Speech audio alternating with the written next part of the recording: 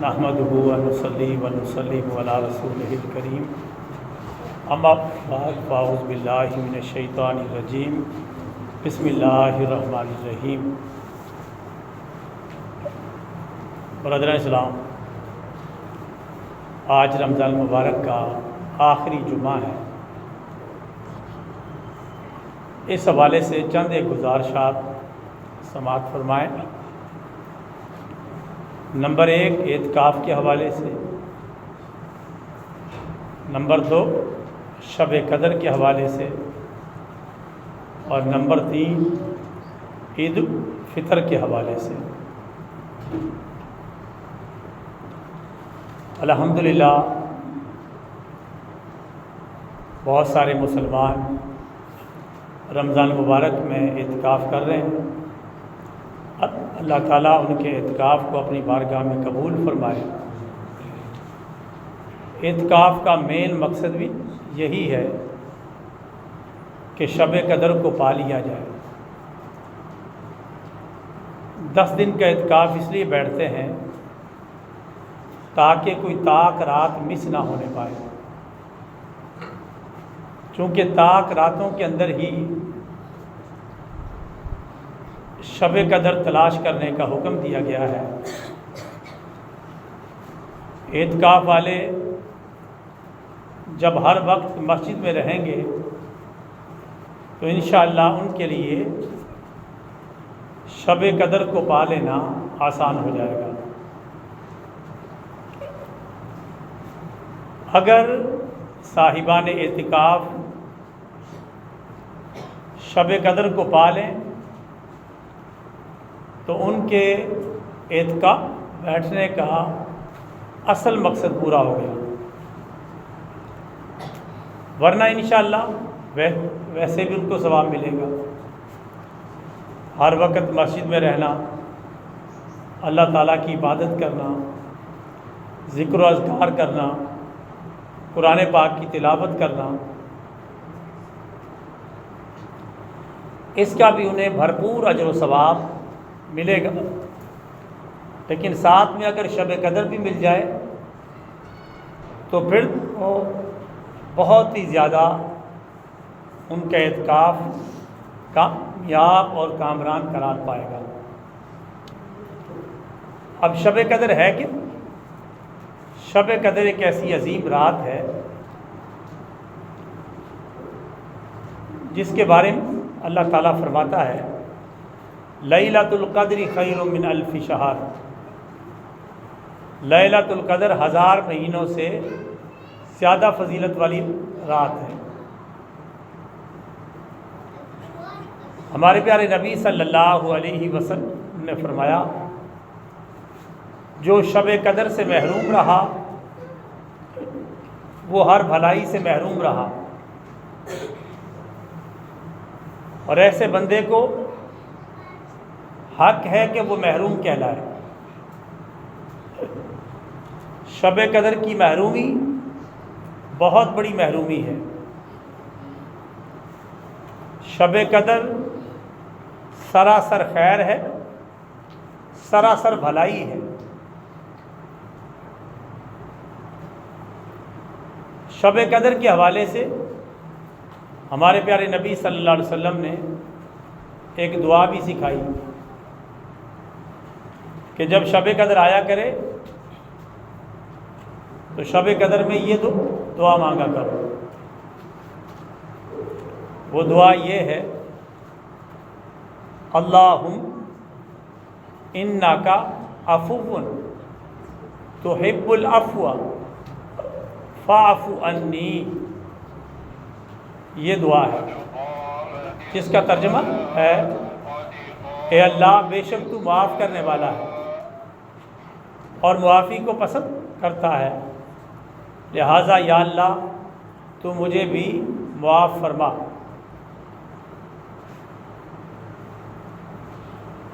شب قدر کے اندر کسی بندے کو معافی مل جائے تو یہ اس کے لیے بہت بڑی سعادت کی بات ہے، بہت بڑی خیر اور بھلائی کی بات ہے۔ دعا بھی ایسی سکھائی گئی ہے چونکہ اللہ تعالیٰ معافی کو پسند کرتا ہے، اس لیے یہ دعا بتائی گئی کہ اللہ تو معافی دینے والا ہے، معافی کو پسند کرتا ہے، لہٰذا مجھے بھی معاف فرما۔ جب معافی تیرا پسندیدہ عمل ہے اور معافی کو تو پسند بھی کرتا ہے تو پھر مجھے معافی سے محروم نہ رکھ، بلکہ مجھے بھی معاف فرما۔ اور اللہ تعالیٰ کی بارگاہ سے معافی کا مل جانا یہ دنیا و جہان کی ہر نعمت کا مل جانا ہے۔ ایسے بندے کو دنیا میں بھی کامیابی ہے اور آخرت میں بھی کامیابی ہے۔ اللہ تعالیٰ ہم سب کو شب قدر کی عظمتوں سے مالا مال فرمائے۔ ابھی رمضان مبارک کے چند ایک دن باقی ہیں، ان میں ایک طاق رات بھی باقی ہے، 29ویں طاق رات۔ یہ جو آنے والی رات ہے یہ تو 28ویں ہے، اس سے اگلی رات 29ویں رات ہوگی اور طاق رات ہوگی، اور 5 راتوں کے اندر ہی سب سے زیادہ امکان ہے کہ شب قدر مل جائے۔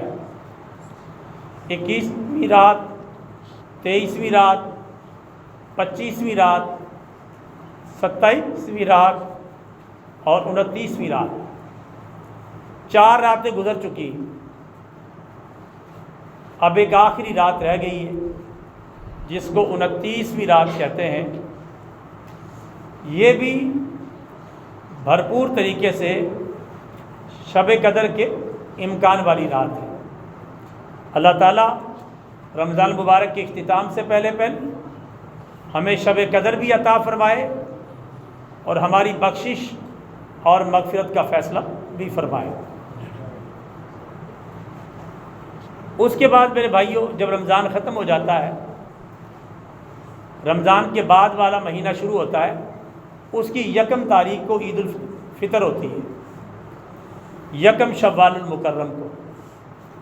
عید الفطر کا مطلب ہے عیدی ملنے کا دن، مزدوری ملنے کا دن، انعام ملنے کا دن، یعنی یہ وہ دن ہے جو رمضان میں کمائی کی، تلاوت کی، توبہ استغفار کیا، شب بیداری کی، قرآن پاک کی تلاوت کی، اعتکاف بیٹھے، شب قدر کو تلاش کرنے کی کوشش کی، اس سب کے انعام ملنے کا دن کون سا ہے؟ عید الفطر کا دن۔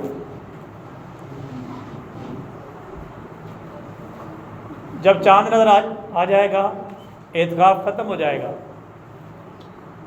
اور جو درمیان والی رات ہوتی ہے، رمضان اور عید کے درمیان والی رات، اس کو کہتے ہیں لیلۃ الجائزہ، انعام والی رات، افضل، بہتر اور اعلیٰ۔ تو یہ بات ہے کہ چاند دیکھ کر بندہ اٹھ کے اپنے گھر نہ جائے، بلکہ وہ رات بھی یہاں گزارے اور عید کی نماز پڑھنے کے بعد اپنے گھر جائے۔ یہ افضل ہے، یہ زیادہ اعلیٰ ہے، لیکن جائز ہے، چاند دیکھ کر اگر اپنے گھر جانا چاہے جا سکتا ہے، کوئی گناہ کی بات نہیں۔ لیکن جو افضل ہے، بہتر ہے، اعلیٰ ہے، وہ یہ کہ رات بھی مسجد میں گزارے اور عید الفطر کی نماز پڑھنے کے بعد اپنے گھر جائے۔ یہ زیادہ فضیلت والا عمل ہے۔ اگر کوئی اس پہ عمل کرنا چاہے تو کر سکتا ہے، نہ کرنا چاہے تو کوئی گناہ کی بات نہیں۔ چاند نظر آتے ہی اعتکاف مکمل ہو جاتا ہے، یہ صرف فضیلت والی بات باقی رہ جاتی ہے۔ تو عید کا دن عیدی ملنے کا دن ہے۔ جس طرح بندہ 1 مہینہ کام کرتا ہے، سیلری ملنے کا دن ہوتا ہے، بندہ سیلری والے دن مسنگ نہیں کرتا، پہنچتا ہے تاکہ بر وقت سیلری ملے، عیدی ملے اور اسے ایک مہینے کی کمائی کا انعام ملے۔ اسی طرح عید کا دن ہے، عید کے دن اللہ تعالیٰ فرشتوں کے جھرمٹ میں فرشتوں کے درمیان اعلان کرتا ہے، آج میرے بندے رمضان مبارک کی کمائی کر کے میرے پاس عید کے دن آئے ہیں، عیدی لینے کے لیے، مزدوری وصول کرنے کے لیے۔ اور وہ مزدوری بھی کوئی چھوٹی موٹی نہیں، وہ مزدوری ہے مغفرت کی، وہ مزدوری ہے جہنم سے آزادی کی، وہ مزدوری ہے جنت میں داخلے کی۔ اتنی بڑی مزدوری ملنے کا یہ دن ہے، اللہ تعالی ہم سب کو نصیب فرمائے۔ یہ بھی اب بالکل قریب آ چکا ہے، تو کوشش فرمائیں رمضان کے جو بقیہ دن رہ گئے ان کو بھی اچھے طریقے سے گزار، اور عید کا دن بھی شاندار طریقے سے گزاریں، نیک اعمال کرتے ہوئے، صدقہ و خیرات کرتے ہوئے، اور اپنے واجبات ادا کرتے ہوئے۔ اس سال جو فطرانے کی رقم ہے وہ 220 روپے فی کس کے حساب سے ہے۔ کوشش کریں عید سے پہلے پہلے اپنا فطرانہ ادا کریں۔ زکوٰۃ کا نصاب 1,80,000 روپے، 1,80,000 روپے فرش حالت میں موجود ہیں، اپنے مال کی زکوٰۃ نکالیں۔ زکوٰۃ کتنی ہے؟ 1,00,000 روپے میں سے 2,500 روپے۔ اسی طرح اگر کوئی بزرگ ہے، بوڑھا ہے یا شدید بیمار تھا، روزے نہیں رکھ سکا، وہ روزے کا فدیہ ادا کرے۔ ایک روزے کا فدیہ ہے جو صدقہ فطر ہے، 220 روپے فی روزہ کے حساب سے۔ ایسے بزرگ جو بہت زیادہ بوڑھے ہو چکے ہیں، روزہ نہیں رکھ سکتے، یا ایسے بیمار جن کے ریکور ہونے کا امکان نہیں، ان کی طرف سے فدیہ ادا کریں، تاکہ ان کا معاملہ بھی اللہ تعالیٰ سے صاف ستھرا ہو جائے۔ یہ صدقہ فطر کی رقم، زکوٰۃ کی رقم، اور اسی طرح فدیہ صوم کی رقم جہاں آپ مناسب سمجھیں وہاں دے سکتے ہیں، لیکن اپنی اولاد کو نہیں دے سکتے، نیچے تک جہاں مرضی چلے جائیں، بیٹا، پوتا، پڑپوتا، اسی طرح اوپر کی طرف نہیں دے سکتے، والدین، دادا، پردادا، ان کو نہیں دے سکتے، بہن بھائی غریب ہیں ان کو دے سکتے ہیں، اور مسلمان مستحق اور غریب ہیں ان کو دے سکتے ہیں۔ اگر اس مسجد کے ساتھ جو جامعہ ہے، جامعہ تعلیم الاسلام، آپ اس کو دینا چاہیں تو اس کو بھی دے سکتے ہیں، لیکن بتا کر۔ یہ چونکہ واجب رقم ہے، یا ہم چندے میں نہیں دے سکتے، یہ بتا کے دینا ضروری ہے۔ یہ صدقہ فطر ہے، یہ زکوٰۃ ہے، یہ فدیہ روزہ ہے، بتا کے دیں تاکہ صحیح جگہ پر اس کو خرچ کیا جا سکے۔ جہاں بھی دیں آگاہ کر کے دیں۔ ہاں اگر کوئی مستحق ہے وہاں آگاہ نہ بھی کریں، دل میں نیت کر لیں تو اتنا کافی ہے۔ اور کوشش کریں عید کی نماز پڑھنے سے پہلے پہلے یہ واجبات ادا کر دیں، تاکہ ضرورت مندوں کی ضرورتیں پوری ہو جائیں۔ انشاءاللہ العزیز اس مسجد، جامع مسجد تعلیم اسلام کے اندر عید الفطر کی جو نماز ہے وہ ٹھیک 8 بجے ادا کی جائے گی۔ تمام احباب یہ وقت نوٹ کر لیں، 8 بجے یہاں عید الفطر کی نماز ادا کی جائے گی۔ بر وقت حاضری کو یقینی بنائیں اور ثواب دارین حاصل کریں۔ 8 بجے کا مطلب 8 بجے، یعنی 8 بجے جماعت کھڑی ہو جائے گی۔ جو احباب اس مسجد میں نماز عید الفطر ادا کرنا چاہیں وہ یہ ٹائم نوٹ کر لیں۔ اللہ تعالیٰ سے دعا ہے اللہ تعالیٰ ہمیں بڑھ چڑھ کے نیک اعمال کرنے کی توفیق عطا فرمائے۔ آمین ثم آمین۔ وما علینا الا البلاغ المبین۔